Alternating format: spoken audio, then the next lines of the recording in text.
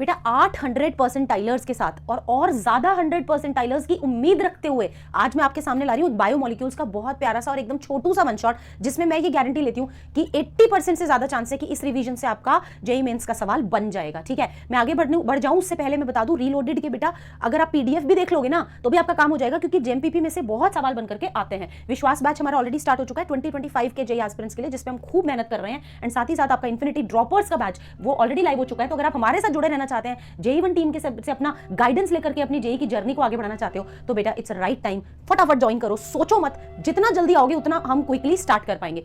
अब मैं आपको फटाफट से एक वन शॉट बढ़िया सा करवाती हूं, देखते हैं कितनी देर का रहता है। चलिए, structure of glucose and fructose. बेटा सबसे पहले ये देख लो कि ग्लूकोज एंड फ्रक्टोज आपस में क्या है, they are functional group isomers. ठीक है, ग्लूकोज का स्ट्रक्चर देखो, ऊपर CHO है, नीचे CH2OH है। इसके लिए एक ट्रिक को याद करो। ट्रिक क्या है देखो जरा, ट्रिक है राइट लेफ्ट राइट राइट। ठीक है, अब ये राइट लेफ्ट राइट राइट क्या है पता है तुमको, ये OH ग्रुप की पोजीशन है, क्योंकि एक चीज तो याद रह जाती है कि ऊपर CH2 है, ये याद रह जाता है कि नीचे CH2OH है, बीच में इसकी पोजीशन पूछता है और ये डी ग्लूकोज का स्ट्रक्चर है। ठीक है, अगर तुमसे एल ग्लूकोज का पूछे तो बिल्कुल इसका उल्टा करना है, मतलब ये जो ट्रिक है राइट लेफ्ट राइट राइट, ये एल ग्लूकोज के लिए उल्टी हो जाएगी, लेफ्ट राइट लेफ्ट लेफ्ट। ठीक है, यहां तुम्हारे सामने क्या फ्रक्टोज का स्ट्रक्चर है, जिसमें सेकंड नंबर का कार्बन एटम तुम्हारा CO है और बाकी जो है एज इट इज हूबहू ग्लूकोज की कॉपी है। ठीक है, सिर्फ ये कि ऊपर CH2OH और CO, मतलब फर्स्ट एंड सेकंड। यही कारण है कि ग्लूकोज एंड फ्रक्टोज के जो ओजा जोन्स बनते हैं वो सेम बनते हैं, क्योंकि ओजा जोन में ये दोनों कार्बन एटम्स की जो भी चीजें हैं वो तो चेंज हो जाती हैं।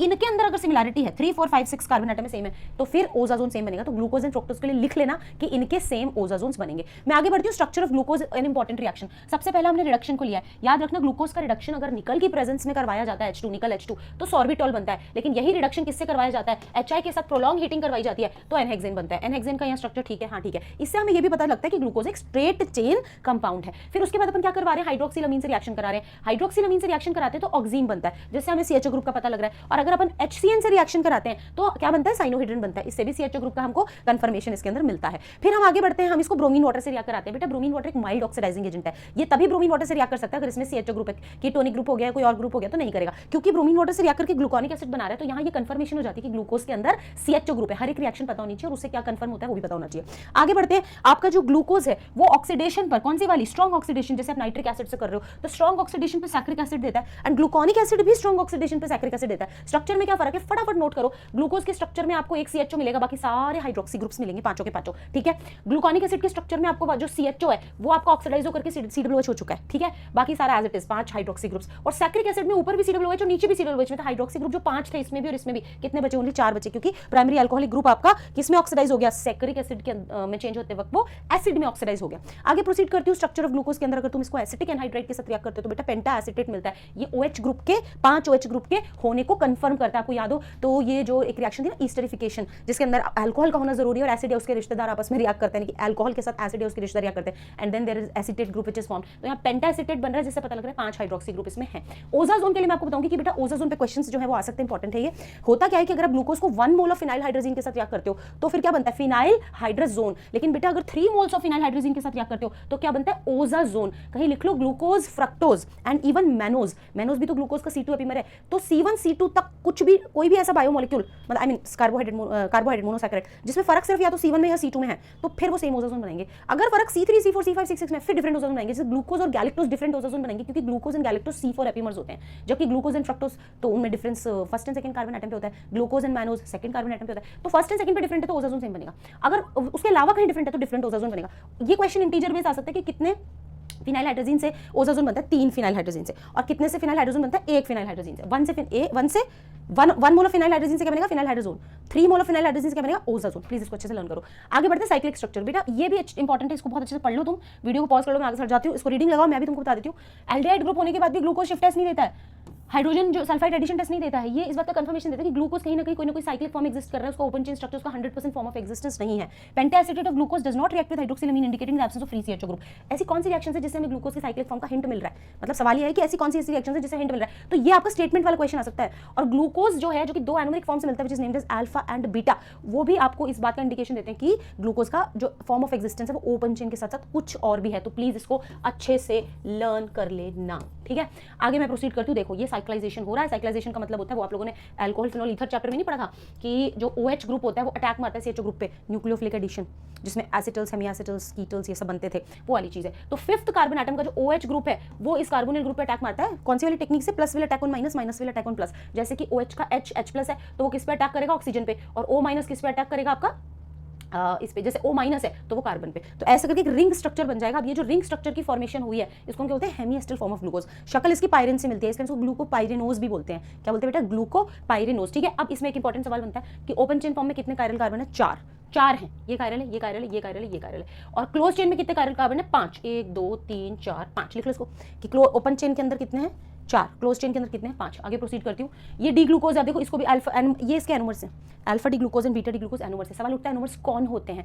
एनोमर्स वो होते हैं जो C1 कार्बन पे अपनी कॉन्फिगरेशन में डिफर करते हैं। जैसे इधर देखो, इसको मैं याद करवाती हूँ तुमको। अल्फा वाले को याद करने का तरीका, इसके बल्कि ग्रुप्स क्या है? ऊपर नीचे, ऊपर नीचे, नीचे। तो मैं इसको ऐसे करवाती हूँ, अप डाउन, अप डाउन और down, up down, up down, down. और इसको मैं कैसे कराती हूँ? बीटा वाला बहुत सीधा है, up down, up down, up, up down, up down, up. ठीक है। तो ये हो गया तुम्हारा बीटा डी ग्लूकोज। तो ऊपर नीचे, ऊपर नीचे, ऊपर। याद रहे ये जो मेरी ट्रिक है ना, ऊपर नीचे, ऊपर नीचे, ऊपर नीचे, मैं उल्टी चलती हूँ। एक्चुअली जो नंबरिंग स्टार्ट होती है वो लास्ट वाले से स्टार्ट होती है। तो ये तुम्हारे काम आ सकता है फंडा कि नंबरिंग यहाँ से स्टार्ट होती है। This is the carbon, this is known as anomeric carbon. जिसका OH ऊपर है तो वो बीटा कहला रहा है, और अगर OH नीचे तो अल्फा कहला रहा है। यानी alpha D glucose and beta D glucose में सिर्फ C1 की कॉन्फिगरेशन में फर्क है। और इस तरीके के कंपाउंड्स को हम क्या बोलते हैं? एनोमर्स। क्या बोलते हैं? Anomers. Alpha D glucose and beta D glucose are anomers. Glucose and fructose are functional group isomers. Glucose and mannose are C2 epimers. Glucose and galactose are C4 epimers. ठीक है।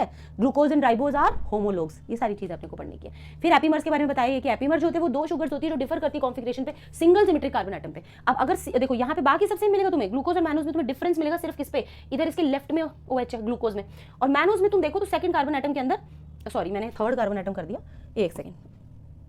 हाँ ये देखो यहाँ राइट में भाई, right left, right left, right left, right right, ये trick होती है ना तुम्हारी डी ग्लूकोज की। तो तुम्हारा डी मैनोज पता है कैसा है? लेफ्ट लेफ्ट राइट राइट, पूरा हूबहू सेम, सिर्फ C2 कार्बन पे डिफरेंस, C2 एपीमर हो गया। अगर तुम ग्लूकोज और गैलेक्टोज देखोगे तो वो भी वैसा ही होता है, वो C4 पे होता है। अच्छा, इसमें ओजाजोन सेम बनते हैं क्योंकि C1 और C2 में डिफरेंस है तो ओजाजोन सेम बनेंगे। ओजाजोन अलग सिर्फ तब बनते हैं जब 3 से लेकर 6 तक के कार्बन एटम में कुछ डिफरेंस हो, क्योंकि 3 से लेकर 6 में तो ये सेम ही है, देखो फोटोकॉपी है बिल्कुल।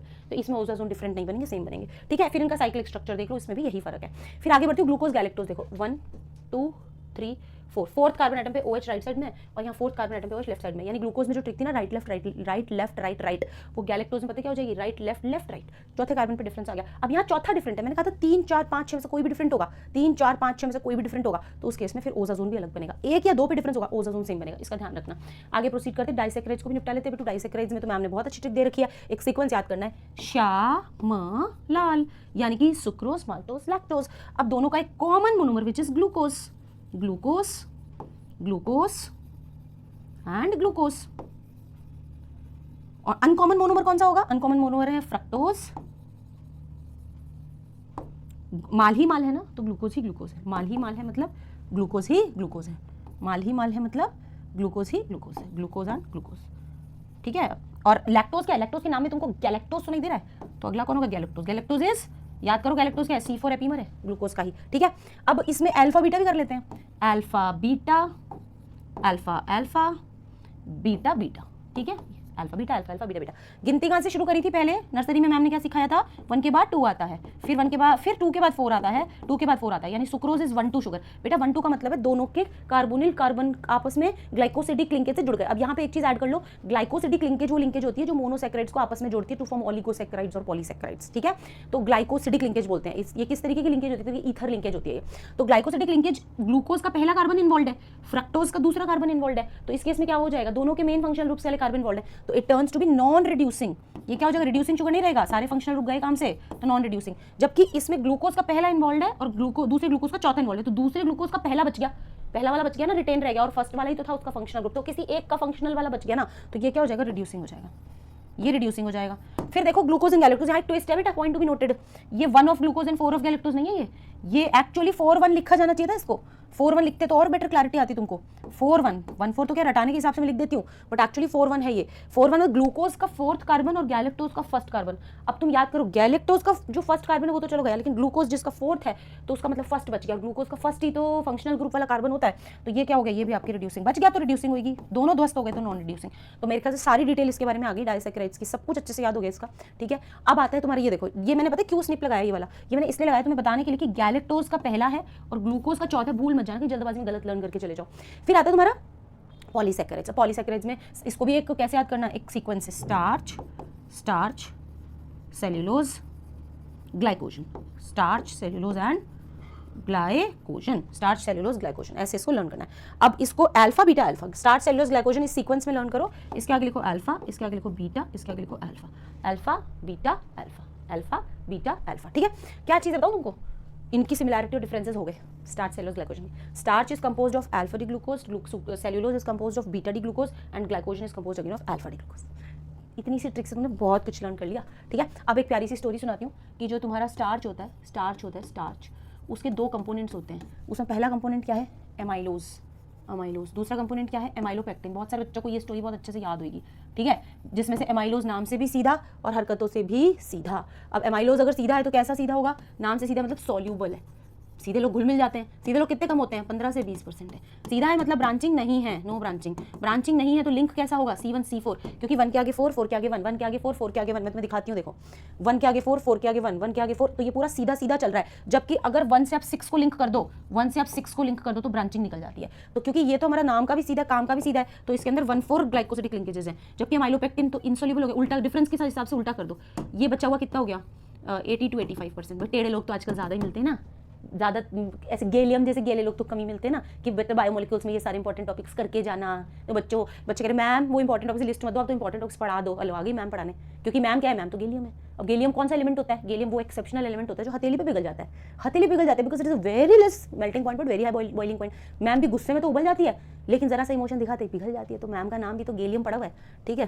तो 80 to 85%, ये क्या है, नो ब्रांचिंग, यहाँ पे ब्रांचिंग भी होती है, यहाँ पे ब्रांचिंग भी होती है, ठीक है। और 1,4 के साथ साथ 1,6 ग्लाइकोसिडिक लिंकेजेस भी होती हैं, तो होगी कहानी खत्म। अब सेल्यूलोज जो है उसका ऐसा लगता है जैसे अमाइलोज का रिश्तेदार है, सरनेम सेम है, सेल्यूलोज अमाइलोज, ऐसा लगता है ना कि अमाइलोज का रिश्तेदार है। तो यदि अमाइलोज का ये रिश्तेदार है तो इसकी हरकतें भी कैसी होंगी, बिल्कुल अमाइलोज जैसी, यानी कि इसमें ब्रांचिंग नहीं होगी, 1,4 ग्लाइकोसिडिक लिंकेज होगी, 15 है ना, 1,4 ग्लाइकोसिडिक लिंकेज होगी, ब्रांचिंग नहीं होगी, ठीक है। तो ये इसके, लेकिन इसमें डिफरेंस पूछा जा सकता है कि डिफरेंस क्या है। तो डिफरेंस आपका अमाइलोज और सेल्यूलोज में डिफरेंस कि अमाइलोज किसका कंपोनेंट है, स्टार्च का, स्टार्च अल्फा डी ग्लूकोज से बनता है और सेल्यूलोज बीटा डी से। तो डिफरेंस को भी याद रखो, सिमिलैरिटी को भी याद रखो, दे में आस्क एनीथिंग। चलो अब आगे प्रोसीड करते हैं, हमारा ये सब मैंने तुमको पढ़ा दिया। अब आते हैं प्रोटीन्स एंड अमीनो एसिड्स। बेटा प्रोटीन्स एंड अमीनो एसिड्स में 2 तरीके होते हैं, तो एसेंशियल अमीनो, मतलब अमीनो एसिड कौन होते हैं जिसमें अमीनो ग्रुप भी है और एसिडिक ग्रुप भी है। तो अमीनो एसिड कौन हुए जिसमें अमीनो एसिड दो ग्रुप 2 में। अब हमारा शरीर क्या कुछ अमीनो एसिड्स को सिंथेसाइज कर सकता है, कुछ को नहीं। तो जिनको हमारा शरीर सिंथेसाइज कर सकता है वो हमें बाहर से खाने की जरूरत है नहीं है, क्योंकि हमारा शरीर बना रहा है। अब जैसे प्लांट्स हैं, प्लांट्स फोटोसिंथेसिस से अपना खाना खुद बनाते हैं, थोड़ी ना कोई वो खाना स्विगी से ऑर्डर करते हैं, नहीं करते ना,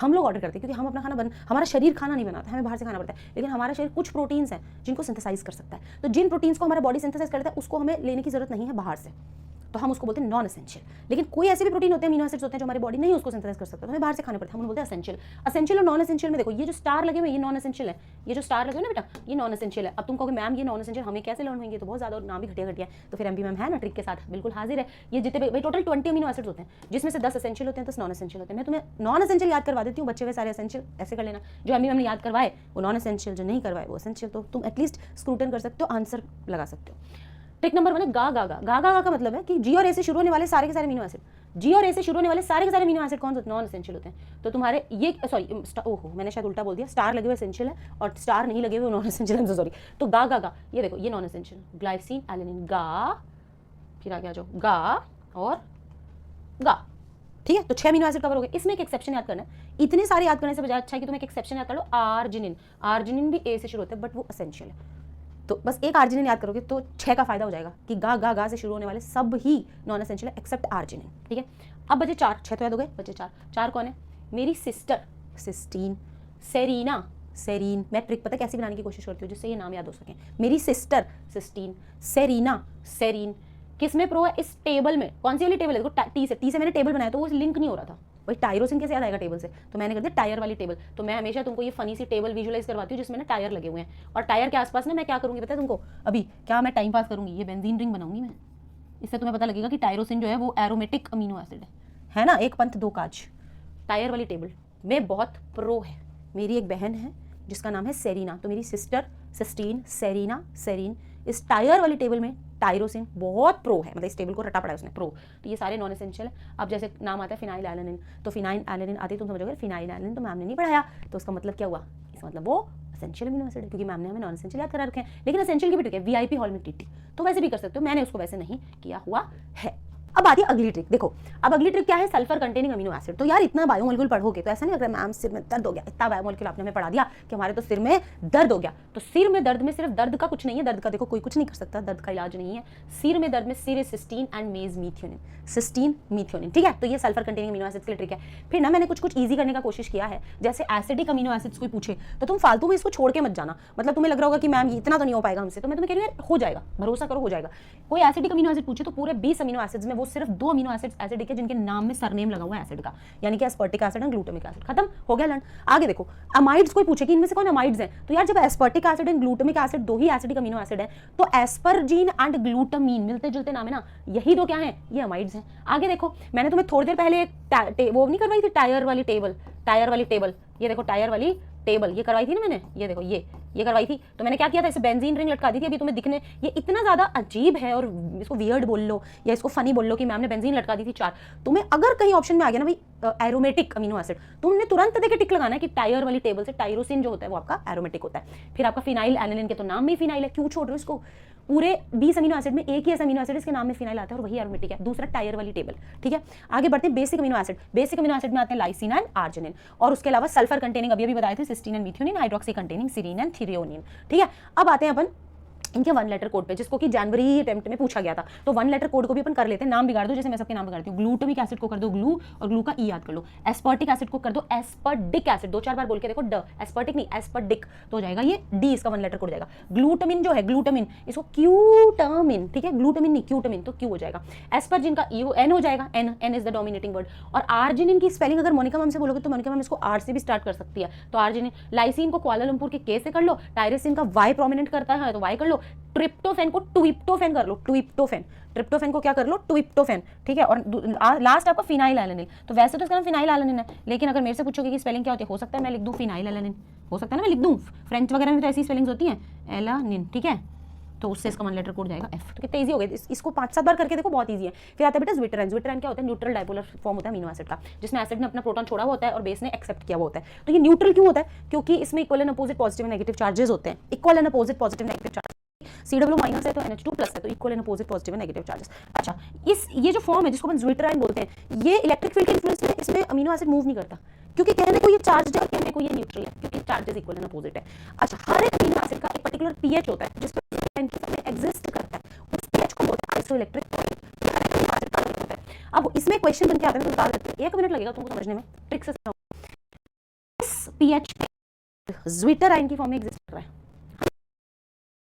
अब क्वेश्चन ये बनता है कि आइसोइलेक्ट्रिक पॉइंट नीचे के पीएच पे, आइसोइलेक्ट्रिक पॉइंट से नीचे के पीएच पे, सपोज करो 6, मतलब लोअर पीएच प्लस, इसका मतलब वो किस फॉर्म में एग्जिस्ट करेगा, कैटायनिक फॉर्म में एग्जिस्ट करेगा। मस्त ट्रिक है ना, सुन लो इसको अच्छे से, रिपीट कर सुन लो, कैटायनिक फॉर्म में। क्योंकि जैसे हम लोअर पीएच की बात करते हैं, लोअर पीएच की बात करते हैं पीएच प्लस आता है, एच प्लस आता है, और आइसोलेटेड पॉइंट से हायर पीएच जो हायर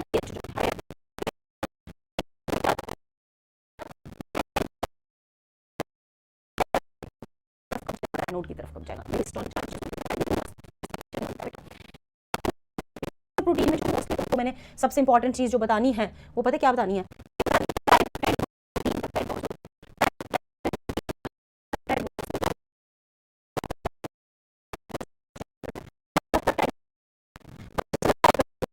इसमें 2 पेप्टाइड बॉन्ड्स होंगे,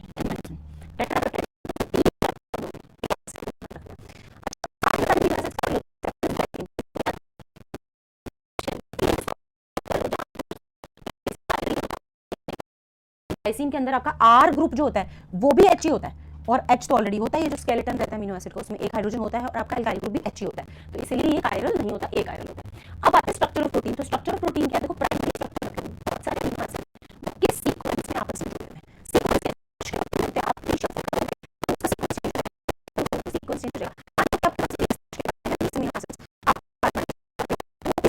रेंज हो रही है।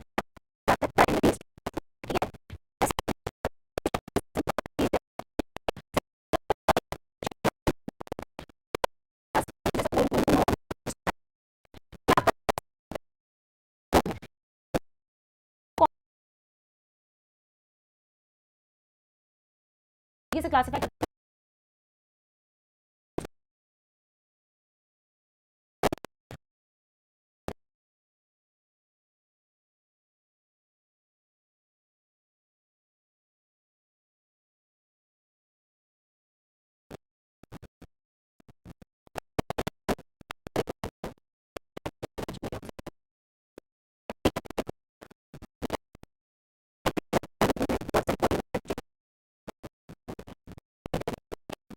प्यारा विजुअल है, जैसे लैब के अंदर अपन अमीनो एसिड चेन को आपस में हाइड्रोजन बॉन्ड से जोड़ा हुआ है। ये देखो पूरी अंडरस्टैंडिंग क्लियर हो जाती है। हाँ मैम ये क्या है, ये आपकी पॉलीपेप्टाइड चेन है। पॉलीपेप्टाइड चेन को चपटा रख के आपस में कनेक्ट किया है हाइड्रोजन बॉन्ड से, एक का CO दूसरे के NH से, इस तरीके से। ठीक है, पेप्टाइड बॉन्ड्स होते हैं इनमें। प्राइमरी लेवल पे जो बॉन्ड्स होते हैं वो पेप्टाइड बॉन्ड्स होते हैं, वो कोवेलेंट बॉन्ड्स होते हैं, ध्यान रखना। सेकेंडरी पे हाइड्रोजन बॉन्डिंग। टर्शरी का मतलब है 3D स्पेसमेंट का कैसा अरेंजमेंट है, मतलब ऐसा स्प्रिंग की तरह घूम के आया वापस घूम गया, ऐसे ऐसे ऐसे ऐसे घूम के आया फिर वापस ऐसे ऐसे घूम गया। ये क्या है, टर्शरी स्ट्रक्चर। दो बातें याद रखना, टर्शरी लेवल पे हम प्रोटीन्स को दो कैटेगरीज में बांटते हैं, जैसे सेकेंडरी में बांटा था ना alpha helix and beta pleated, tertiary में बांटे फाइब्रियस एंड ग्लोबुलर। ठीक है, और दूसरी बात इसकी याद रखना कि इसमें कौन कौन से होते हैं, उसमें तो सिर्फ हाइड्रोजन बॉन्ड, इसमें अंट सारे होते हैं टर्शरी में। अब इसको कैसे याद रखें मैम, तो भूल जाएंगे सेकेंडरी में क्या था टर्शरी। बेटा सेकेंडरी से तो टर्शरी कॉम्प्लेक्स ही होएगा ना, तो सेकेंडरी से तो ज्यादा बॉन्ड ही होंगे ना टर्शरी में। तो ये देखो इसके अंदर क्या है, डाइसल्फाइड लिंकेजेस भी हैं, वॉन डेर वाल्स फोर्सेस भी हैं, इलेक्ट्रोस्टैटिक फोर्सेस भी हैं, हाइड्रोजन बॉन्ड्स भी हैं। ठीक है, ये देखो जरा टर्शरी स्ट्रक्चर, ये क्या है, गोल गोल भी घूम गए, आपस में भी घूम गए। ठीक है, फिर आता है तुम्हारा फाइब्रियस एंड ग्लोबुलर, बताई दिया। फाइब्रियस ऐसे पैरेलल चेन्स होती हैं, एग्जांपल है फाइबर बाल, मसल्स, ये सब कैरेटीन, कोलेजन, मायोसिन। और ग्लोबुलर तुम्हारा कौन सा हो गया, इंसुलिन, एल्ब्यूमिन। ये देखो ये फाइब्रियस, फाइब्रियस में ऐसे पॉलीपेप्टाइड चेन पैरेलली रन करती है, पैरेलली, और इनके अंदर सब होता है, hydrogen bonding, disulphide linkage, electrostatic force of attraction, van der Waals force, भी हमने बताया था सेकेंडरी। तो एक तो हल्का था जिसमें सिर्फ हाइड्रोजन बॉन्ड थे, वो सेकेंडरी।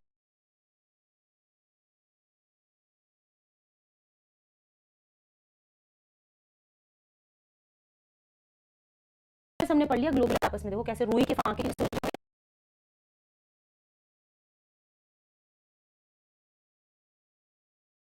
क्या हो गया, क्वाटर्नरी स्ट्रक्चर। प्राइमरी क्या हो गया, sequence, name of bond, peptide bond. Secondary क्या हो गया, the weight is like coiled और बीटा प्लेटेड। बॉन्ड कौन सा हो गया, हाइड्रोजन बॉन्ड। टर्शरी क्या हो गया, ओवरऑल फोल्डिंग, यूं भी हो गया, यूं भी हो गया। और इसका क्लासिफिकेशन क्या हो गया, फाइब्रियस एंड ग्लोबुलर। और बॉन्ड्स कौन से हो गए, हाइड्रोजन भी, डाइसल्फाइड भी, इलेक्ट्रोस्टैटिक भी, वॉन डेर वाल्स भी। ठीक है, और क्वाटर्नरी क्या हो गया, आपस में उलझ गए। अब प्राइमरी यानी 1 डिग्री स्ट्रक्चर को छोड़ के बाकी 2, 3, 4 सारे वीक बॉन्ड्स होते हैं। तो जैसे ही तुम प्रोटीन को क्या करते हो, डीनेचर करते हो, डीनेचर करते हो, तो ये सारे बॉन्ड टूट जाते हैं। डीनेचर करने का तरीका, तुम टेम्परेचर बढ़ा दो, जैसे अंडा उबालते हैं, पीएच चेंज कर दो, तो डीनेचर करने पे weak bond, hydrogen, disulphide, electrostatic, van der Waals सब टूट जाते हैं। बचता है तो सिर्फ सीक्वेंस, यानी कि प्रोटीन के डीनेचरेशन पे सिर्फ आपके प्राइमरी इंटैक्ट रह जाते हैं, बाकी सब ध्वस्त हो जाते हैं। ये जो एग उबलता है, ये तो ये इसके अंदर क्या होता है, डीनेचरेशन हो जाता है। ठीक है, अब आता है अपना अगला part, nucleic acids. Nucleic acids में तुम्हें फटाफट बताती हूँ बेटा, हेरिडिटी के ट्रांसफर के, मतलब हेरिडिटी के लिए रिस्पॉन्सिबल, हेरिडिटी ट्रांसफर नहीं, हेरिडिटी के लिए रिस्पॉन्सिबल होते हैं। ट्रिक से बताऊंगी जो इजीली तुमको समझ में आए। दो तरह के न्यूक्लिक एसिड्स होते हैं, डीएनए एंड आरएनए। दो तरह के न्यूक्लिक एसिड्स होते हैं, कौन से, डीएनए एंड आरएनए। अब किससे बनाइए ये, अगर तुम मुझसे पढ़े तो मैं तो इसको ऐसे याद करवाती हूँ अब ये ट्रेन एक बार जाने दो, मैं इसको ऐसे याद करवाती हूँ। जब सैंडविच खाते हो तो पहले बेस रखते हैं, बेस के ऊपर कुछ टॉपिंग डालते हैं और फिर वापस ऊपर ढक देते हैं, यही तो होता है सैंडविच बनाने का तरीका। तो बेस रखा, बेस के ऊपर चीनी डाली, शुगर, और ढक दिया फॉस्फेट ग्रुप से, तो बेस, शुगर, फॉस्फेट, यही सीक्वेंस याद रखना। उल्टा पुल्टा मतलब पहले चीनी मत डाल देना। पिज्जा बनाओगे तो भी पहले बेस रखोगे, सैंडविच बनाओगे तो भी पहले बेस रखोगे, और अगर तुम न्यूक्लिक एसिड बनाओगे तो भी पहले बेस रखोगे। तो बेस, शुगर, फॉस्फेट। अब डिफरेंस क्या है बेटा, बेसेस ये होते हैं adenine, guanine, cytosine, thymine, uracil. जिसमें आपको डीएनए में तो मिलेगा adenine, guanine, cytosine and thymine, RNA में मिलेगा adenine, guanine, cytosine and uracil. ठीक है, तो अब इसको भी मैम कैसे याद करें, हमें तो ये भी नहीं याद, और हमने कौन सी बायो ले रखी है। चलो AgCu, अब मम्मी पापा को कभी ऐसे बोलती होंगी AgCu, AgCu, तो ये आपका आरएनए का है। ठीक है, और AgCT ये आपका डीएनए का है। अब इसमें AgC तक तो कॉमन है, और थाइमिन, यूरेसिल जो है वो डिफरेंट है। ठीक है, शुगर क्या है, डीएनए का नाम ही डीऑक्सीराइबोज से पड़ा है, और आरएनए क्या है, राइबोज से। अब ये राइबोज जो है ये क्या है, ये ग्लूकोज का ही मतलब वो है, होमोलोग है, राइबोज एंड ग्लूकोज। ठीक है, राइबोज में बस एक कार्बन कम होता है, बाकी एल्डिहाइड इसमें भी होता है, और OH ग्रुप्स इसमें भी होते हैं। ठीक है, तो शुगर हो गए, देन फॉस्फेट ग्रुप। अच्छा, बेस और शुगर मिला के बनाते हैं न्यूक्लियोसाइड। जैसे कि पिज्जा बनाते हो ना तुम, पिज्जा बनाते हो तो बस बेस रखते हो, ऊपर टॉपिंग डालते हो चीज वीज की, तो बेस के ऊपर बस शुगर रखा, तो न्यूक्लियोसाइड क्या हो गया, न्यूक्लियोटाइड पिज्जा हो गया। पिज्जा को ढकते थोड़ी अपन, लेकिन अगर ढक दिया फॉस्फेट ग्रुप से तो क्या हो गया, सैंडविच। तो ये हो गया न्यूक्लियोटाइड। और खूब सारे न्यूक्लियोटाइड जो होते हैं वो फॉस्फोडाइस्टर से लिंक से जुड़ते हैं, तब बनता है पॉलीन्यूक्लियोटाइड, सैंडविच, विच क्या हम। तो पिज्जा हो गया न्यूक्लियोसाइड और सैंडविच हो गया न्यूक्लियोटाइड, ठीक है। और खूब सारे न्यूक्लियोटाइड जब फॉस्फोडाइस्टर लिंकेज से जुड़ जाते हैं उनको हम क्या बोलते हैं, पॉलीन्यूक्लियोटाइड, जिनको न्यूक्लिक एसिड्स के नाम से जानते हैं। तो ये देखो राइबोज एंड डीऑक्सीराइबोज, ये उसी का होमोलॉग है ग्लूकोज का ही, एक कार्बन एटम बस इसमें कम है। और राइबोज और डीऑक्सीराइबोज में क्या फर्क है, देखो राइबोज का स्ट्रक्चर याद करना है तो 2 बल्कि ग्रुप ऊपर और 2 बल्कि ग्रुप नीचे। डीऑक्सीराइबोज करना है तो 2 बल्कि ग्रुप ऊपर लेकिन एक नीचे, और ये गायब होगा ऑक्सीजन यहाँ से, क्योंकि तभी तो नाम है डीऑक्सी, डीऑक्सी मतलब माइनस ऑक्सीजन एटम, तो ये ऑक्सीजन यहाँ से गायब, ठीक है।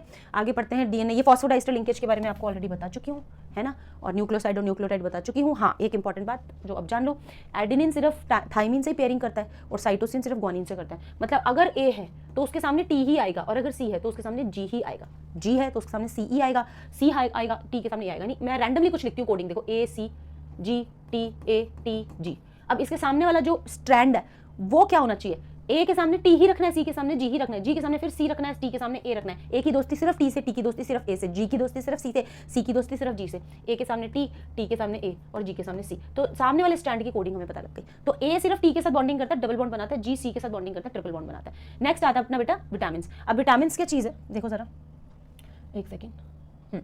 विटामिन क्या है, देखो विटामिन जो है वो 2 तरीके के होते हैं, हमारी बॉडी इसको सिंथेसिस नहीं कर सकती, हमें बहुत कम क्वांटिटी में ही सही लेकिन बाहर से खाने पड़ते हैं। विटामिन 2 तरीके होते हैं, fat and water. Water soluble वो जो कि हमारी बॉडी में स्टोर नहीं हो पाते हैं और यूरिन के थ्रू एक्सक्रीट हो जाते हैं, तो हमको कंटिन्यूसली लेने पड़ते हैं रोजमर्रा की लाइफ में। लेकिन जो फैट सोल्यूबल होता है हमारी बॉडी, फैट तो भरा पड़ा है नहीं बॉडी, इंडियंस की बॉडी तो वैसे ही भरा पड़ा है, खैर तो पूरे वर्ल्ड में भरा हुआ है, मतलब सभी लोगों में, लेकिन इंडियंस में फैट मस्त है, तो फैट के अंदर स्टोर होता है फैट सोल्यूबल। अब मैं एक ट्रिक बताती हूँ, कीड़ा फैट में छुप जाता है, कीड़ा। तो कीड़ा कैसे प्रोनाउंसिएट करेंगे, कीड़ा के ईडीए, अब इसको ढंग से पढ़ो, एडीई के, ये फैट सोल्यूबल विटामिन है, ठीक है। बचे हुए जो है वो वाटर सोल्यूबल है, ठीक है। तो वाटर सोल्यूबल जो है वो हमारी बॉडी में लंबे नहीं टिकते, लेकिन there is one water soluble vitamin which is vitamin B12 जो हमारी बॉडी में लंबे समय तक स्टोर्ड रहता है, तो दैट इज एन एक्सेप्शन। बाकी कीड़ा से याद रखना फैट सोल्यूबल, बाकी रिमेनिंग क्या है वाटर सोल्यूबल। और हो गया आपका ये पूरा खत्म। एक ये ऐसा वन शॉट बना है जिसमें काफी अच्छा चांस होगा क्वेश्चन कवरेज का, हालांकि 100% चांस तो पूरे डिटेल्ड वन शॉट में होता है, बट मैंने कोशिश जरूर की है कि अगर तुम इसको भी देख लेते हो तो तुम्हारा अगर चैप्टर डन है तो कोई रिवीजन हो जाए, है ना, और अगर चैप्टर किया हुआ ही नहीं है तो एक फेयर चांसेस क्रिएट हो जाए कि तुम बायोमोलिक्यूल्स का मतलब क्वेश्चन भी अपने जेई में लगा सको, ठीक है। And as you already know that I love you all, wish you all the best beta।